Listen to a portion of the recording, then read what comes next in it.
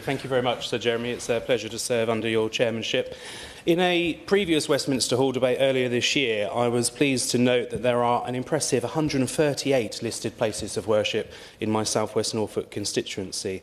I am very proud of the work they do, and they enrich our lives in so many ways. More disappointingly, however, I recently noted that I am the Labour MP with the greatest number of places of worship on the Heritage at-Risk Register, 13. A reflection, I hope, on the sheer number of churches locally, rather than our desire or not to look after them, I hope. Earlier this year, I was delighted that despite the difficult economic situation inherited, the government confirmed they would extend the listed places of worship grant scheme, £23 million, to enable important restoration work.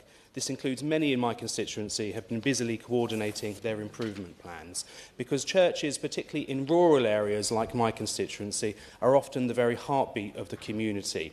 I had a very recent example of that just a couple of weeks ago in Welney on the Norfolk and Cambridgeshire border at St Mary the Virgin Church in the village. I was pleased to join them to mark the 100th community coffee morning, an initiative started during COVID by Laura and her husband Anthony, along with Marie, Guy, Sue, Karen, Shirley and Tracy.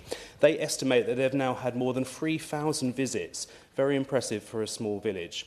And as nice as the cake was, and I can attest to that, more importantly, they provide a warm space in the winter, bring people together, reduce isolation and so much more, and I commend them for their efforts. It was in Welney that I heard about fen skating, and I urge you to look it up. It's a really important part of our national heritage here in South West Norfolk, and I learnt about that through the church.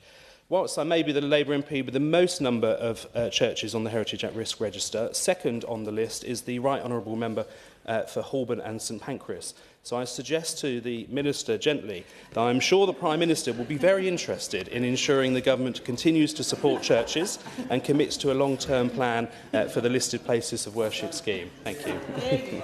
Find out in a few minutes. A shocker, Adam.